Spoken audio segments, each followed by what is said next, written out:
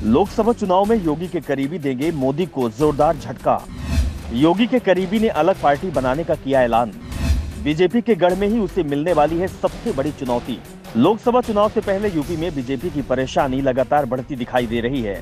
दिल्ली की सरकार के लिए लोकसभा चुनावों में बीजेपी अधिकांश सीटों पर जीतना बेहद जरूरी है। पार्टी की ओर से तो सभी 80 सीटों पर टारगेट फिक्स किया गया है और ये टारगेट तभी पूरा हो पाएगा जब पार्टी एकजुट होकर चुनाव लड़ेगी। पार्टी को पीएम मोदी और यूपी के सीएम योगी आदित्यनाथ की लोकप्रियता का फायदा मिलने की उम्मीद दिख रही है, लेकिन योगी के करीबी पार्टी की मुश्किलें बढ़ते हुए भी दिख रहे हैं, खासतौर पर बुंदेलखंड रीजन में, जहां बीजेपी को बहुत ज्यादा मजबूत माना जाता है, जहां पिछले 2 लोकसभा और 2 विधानसभा चुनावों में बीजेपी स्वीप कर रही है। इस बार के चुनाव में पार्टी के लिए मुसीबत खड़ी होती दिख रही है। वैसे तो यूपी के बुंदेलखंड रीजन में लोकसभा की सिर्फ 4 सीट हैं, लेकिन ये चारों सीट 2014 और 2019 दोनों ही चुनावों में बीजेपी के खाते में गई।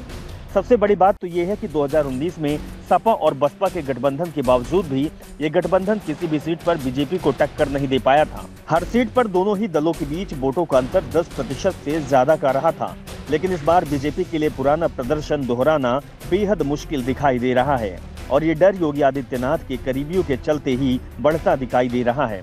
दरअसल मुख्यमंत्री योगी आदित्यनाथ के करीबी माने जाने वाले पूर्व आईपीएस अधिकारी और राज्य के डीजीपी रहे सुलखान सिंह ने राजनीतिक पार्टी बनाने का ऐलान किया है।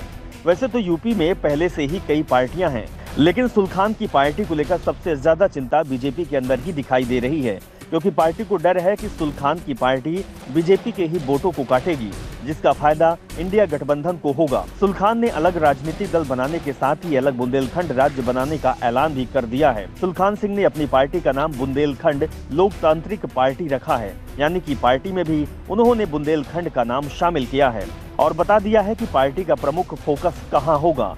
सुलखान सिंह ने मांग की है कि बांदा, चित्रकूट, हमीरपुर, महोबा, जालौन, झांसी, ललितपुर और एमपी के दमोह, पन्ना, छतरपुर, दतिया, सागर, टीकमगढ़, निवाड़ी और अशोकनगर को मिलाकर बुंदेलखंड राज्य बनाया जाएगा।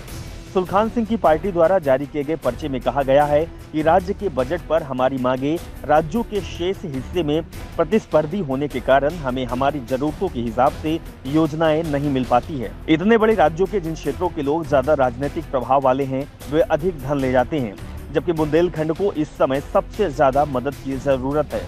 सुलखान सिंह ने कहा है कि क्षेत्र में पानी की कमी है, लेकिन सरकारों की उपेक्षा के कारण संसाधन नहीं लगाए जा रहे हैं। हमारे यहाँ शिक्षा के प्रचार की कमी है, ऐसे में यहाँ के बहुत कम लोग सरकार सेवाएं में हैं। सुलखान सिंह ने जिस तरह से अलग राज्य की मांग की है, उसका असर बुंदेलखंड पर तो दिखाई देगा ही, साथ ही यूपी के दूसरे हिस्से खासतौर पर वेस्ट यूपी में भी इसका असर दिखाई दे रहा है।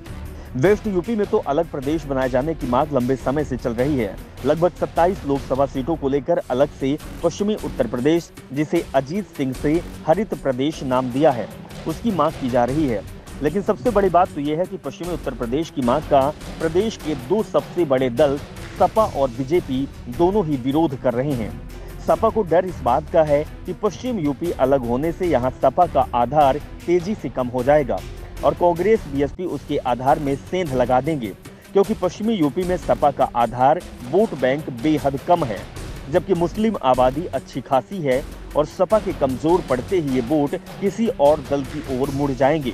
Bureau report, the Navdarpan news.